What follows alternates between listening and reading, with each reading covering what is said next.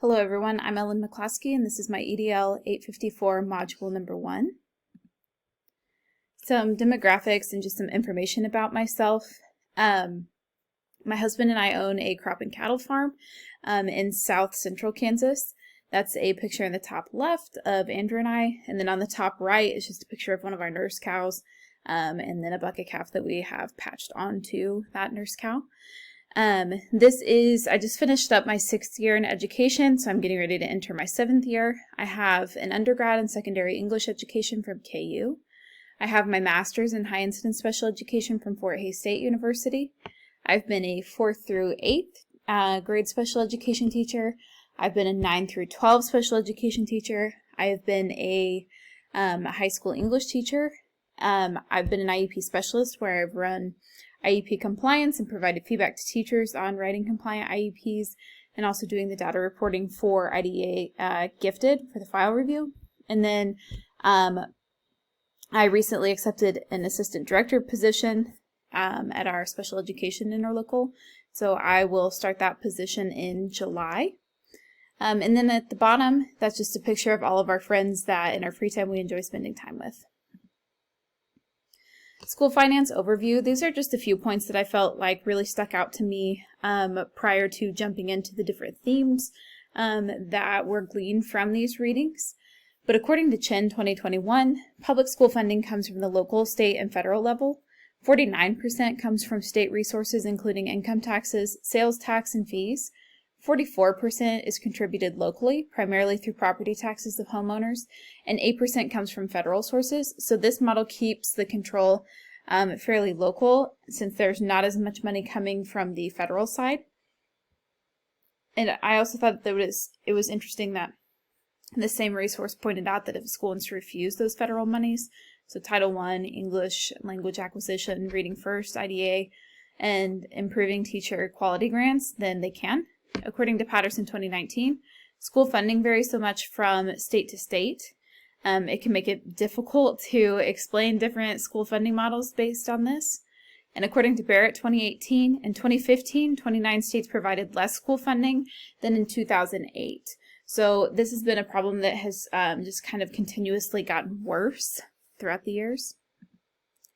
The school level governance theme. Generally, when we think about budgeting and school finance, we think about it being a central office duty or a superintendent duty.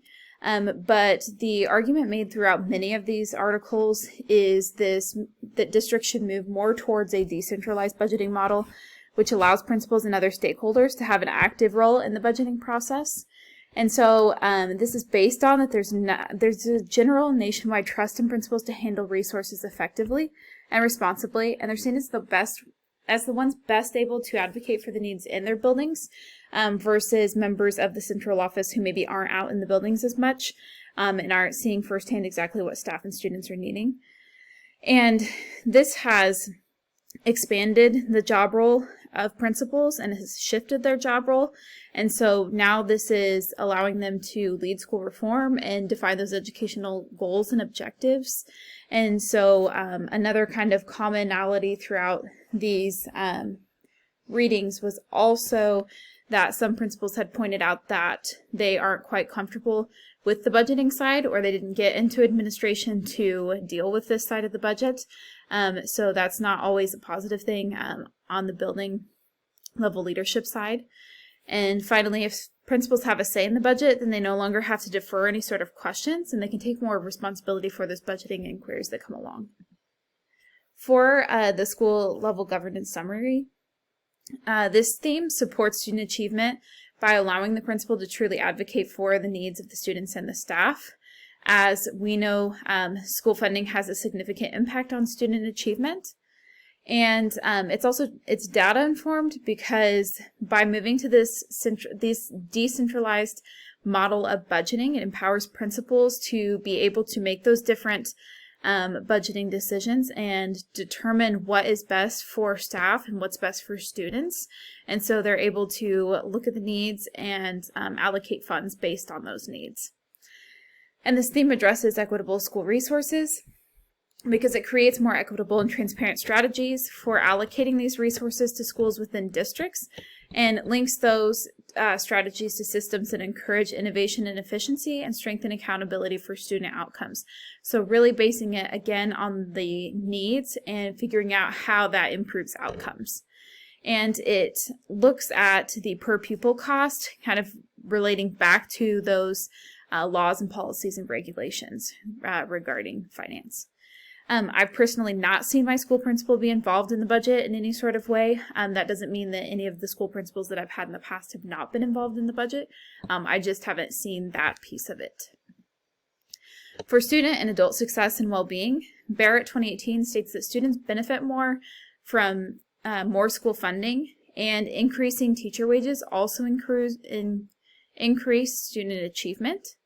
So if the SSFR method is used, then the following outcomes occur: improved academic achievement performance levels, better attendance rates, improved student behavior, increased graduation rates, more student participation in school activities, and increased parent and student satisfaction. Investing in different teachers also pays off, especially in struggling schools. So if that school funding is increased, and if it's based on those needs within the districts and the principals involved in those decisions, then there can only be benefits that come out of that.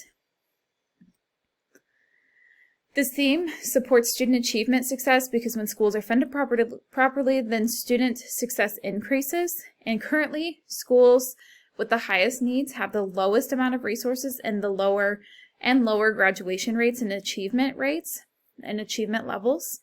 And it also addresses equitable school resource plans. As Barrett 2018 states, our nation needs a well-educated workforce, but it cannot be created without an investment in their education. So if we're not spending the time to identify how to finance schools equitably, then we're not investing in our future. We're not investing in our future workforce. And then we can't, because we're not investing in their education. And it addresses laws, policies, and regulations because states have the responsibility to make sure schools have sufficient funding to operate. And then schools have the responsibility to take that funding and provide students with a quality education.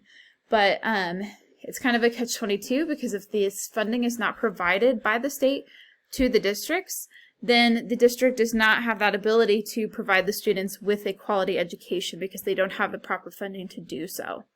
I've seen my school principal advocate for student and adult success and well-being, but I haven't seen that from the budgeting perspective.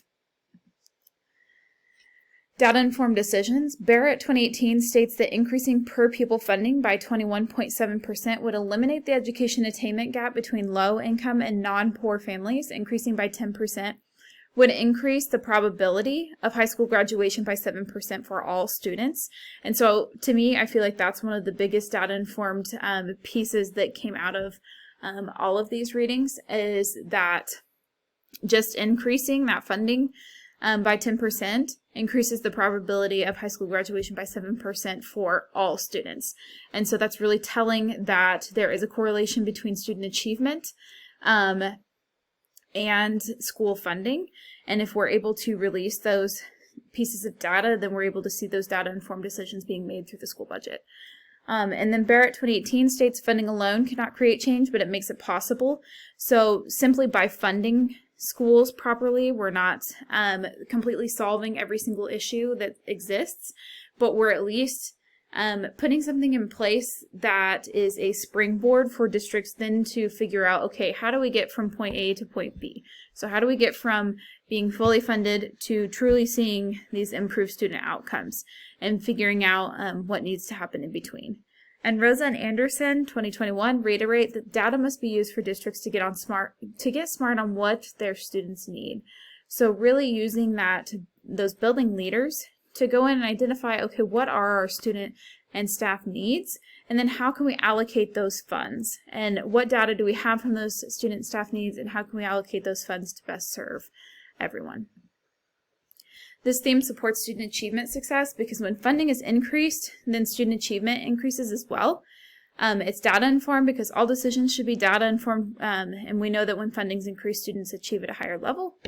And it addresses equitable resource plans through using data-informed decisions to guide where money should be allocated.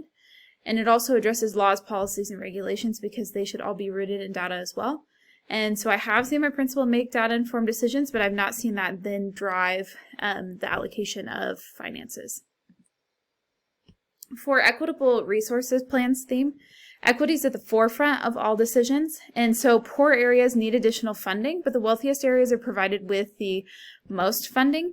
And Patterson states that short-term money does not matter, so just simply throwing money at, like I previously stated in another slide, throwing money at different districts and ensuring that there's 100% funding, or that it's funded properly, doesn't fix every single problem that exists. It would need to be something that's funded consistently over time, but then also that there's an actionable plan in place for improving student outcomes.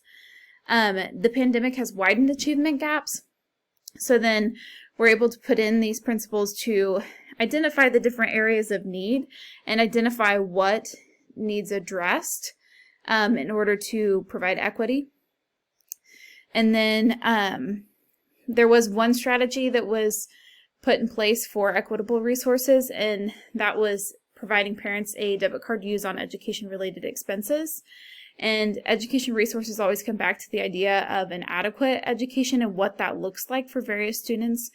And states have developed new formulas to be fair to struggling districts. And so this theme supports student achievement success because if students are provided with equitable resources, then they're provided with the opportunity to achieve at higher rates. And it's data-informed because the evidence supports that students perform better when they are provided with equitable resources. And it addresses laws, policies, and regulations, as there's not only a focus on proper funding, but only policy changes to create more equitable resources. And so I have seen my school principal advocate for equitable resources, but again, I've not seen that happen on the finance and budgeting side because I don't know how involved my former principals have been in the budgeting and finance side of things. For finance laws, policies, and regulations, Patterson 2019 identifies both ESSA and IDEA as finance laws and states that NASSP recommends full funding of both in order to see the most student improvement and for the best student and adult well-being. And Patterson 2019 states that ESSA requires schools to post academic data and will require spending per pupil data in the future. And Superville 2020 makes the claim that the rules tied to providing more money often get in the way of benefiting students. Finance laws, policies, and regulations. So this theme supports student achievement success as long as ESSA is fully funded. And it's also data informed, as ESSA will eventually have a spending per pupil plan put in place where that has to be released, along with the academic data that already has to be released. And it also addresses equitable school resource plans by funding both ESSA and IDA fully, and then equity could be provided to all students. And of course it follows the laws and policies and regulations as it discusses the importance of ESSA and IDEA. And so I've not seen my principal work with finance laws, policies, and regulations because I've not seen them work on the finance or budgeting side. Other themes that were consistent throughout these readings were transparency and also just that lack of school finance training for not only principals but also just in the overarching administration realm. And so Patterson 2019 states that increased funds need to be accompanied by transparency and accountability. And then not much time is spent on looking at the spending side of school finance, and there should be a direct link between spending and outcomes. And Rosa 2019 discusses the lack of quality finance training provided to school boards, and that there's also a worrying majority of principals and administrators who lack that financial literacy and a basic knowledge of bookkeeping. And finally, leaders should be fully equipped with financial management skills. For my reflection, I learned a lot throughout this assignment about the guiding principles of finance and the recurring themes throughout all of the readings.